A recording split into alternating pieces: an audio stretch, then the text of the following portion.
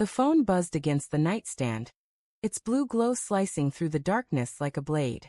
I jolted awake, heart hammering, the clock reading 2:17 a.m. My wife Elise wasn't in bed. The sheets on her side were cold, untouched. Another buzz. I grabbed the phone her phone left behind. A text from Jake Work lit up the screen. "You still up? Room 412. Come back." My stomach twisted, a sickening lurch, as if the floor had vanished beneath me. Why was her colleague texting her about a hotel room in the middle of the night? We'd been at her company's gala earlier, a glitzy affair at the downtown Marriott. Elise had looked radiant in her emerald dress, her laughter echoing over clinking glasses and jazz. I'd watched her twirl across the dance floor, her smile catching the chandelier's light. But Jake, tall, charming Jake with his easy grin, had monopolized her. They danced for hours, their bodies too close, his hand lingering on her waist. I'd brushed it off as networking, her ambition shining through. She was a rising star at her firm, and I trusted her. Didn't I? Now staring at that text, my trust felt like a fraying rope. I swiped open her phone. Her passcode was our anniversary, a detail that now stung. The message thread with Jake was short but damning. "Meet me after?" He'd written at 11:43 p.m.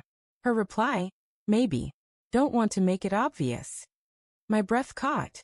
I scrolled up, heart pounding, searching for context. A photo from earlier, Elise and Jake, mid-laugh, his arm around her shoulders.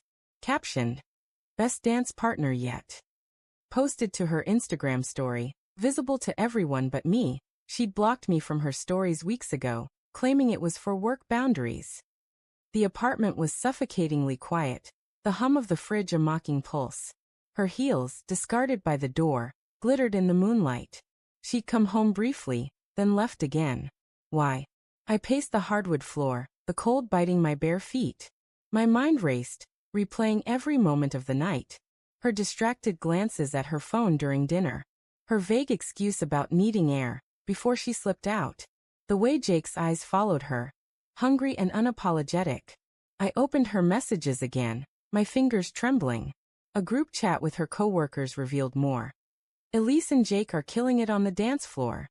With a fire emoji. Another. "Get a room, you two." My chest tightened. Was I paranoid? Or was this betrayal unfolding in plain sight? I checked her location on our shared app, disabled. She'd turned it off hours ago, something she hadn't done in years. The rational part of me screamed to wait, to ask her directly. But doubt gnawed at me, sharp and relentless. I remembered her late nights recently, her phone angled away from me, her sudden need for space. I'd chalked it up to stress. Her promotion was on the line. But now each memory felt like a breadcrumb leading to this moment. I sank onto the couch, the leather creaking under my weight. The city skyline blinked through the window, indifferent. I typed a text to her. "Where are you? I'm worried." No response. Minutes dragged into an hour. My phone pinged with notifications. Her Instagram was active, a new story posted. A blurry video of the hotel bar, Jake's laugh in the background, her voice slurring. "This is too much fun." My blood ran cold. She was still there, with him. I couldn't stay still. Grabbing my keys, I drove to the Marriott, the city a blur of neon and shadows. The lobby was a haze of gold and marble, the air thick with perfume and regret. I approached the front desk, my voice unsteady. "Can you check if Elise Harper is in room 412? The clerk's eyes narrowed, professional but wary. "We can't disclose guest information, sir."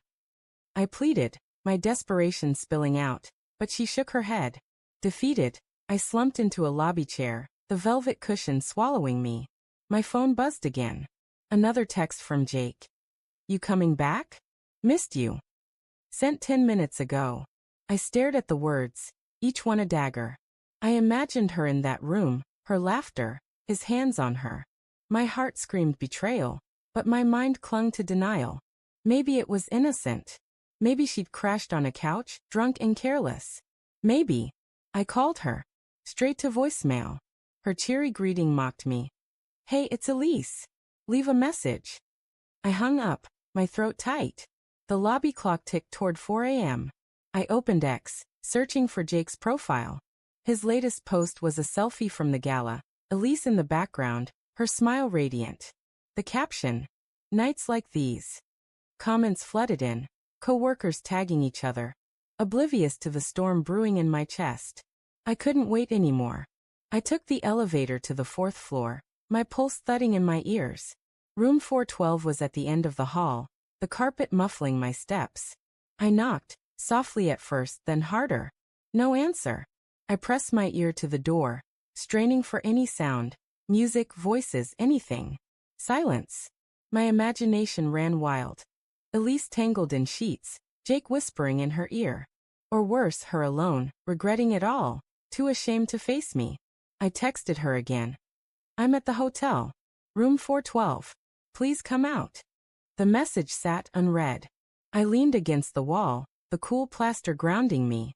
Memories flooded in. Our first date at a dive bar, her shy smile over cheap wine. Our wedding, her vows promising forever. Our fights over trivial things, always resolved with a kiss.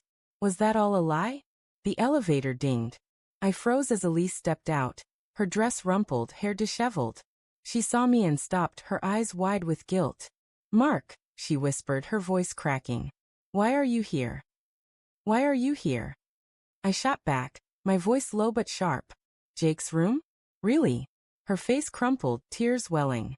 "It's not what you think," she said, stepping closer. "We were just talking. I swear." Talking. I held up her phone, the text from Jake glowing accusingly. "This doesn't look like talking." She flinched, reaching for the phone, but I pulled it back. "Mark, please. I got drunk, I messed up. I didn't sleep with him. I needed to feel something else for a night." Her words hit like a punch. "Something else." I echoed, my voice breaking. "Was I not enough?" She sobbed, her hands covering her face. "You're everything. But work, the pressure." Jake was just there listening. It was a mistake.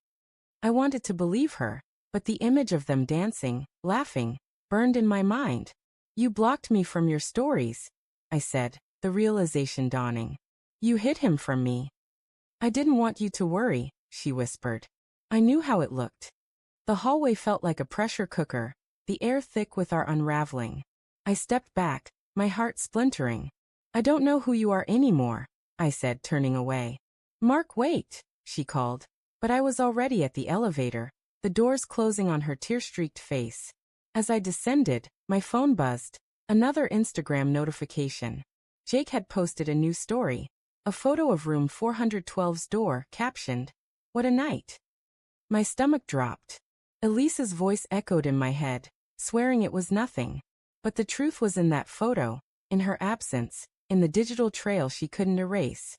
I stepped into the dawn, the city waking around me, my trust shattered, and one question lingering. Could we ever rebuild from this?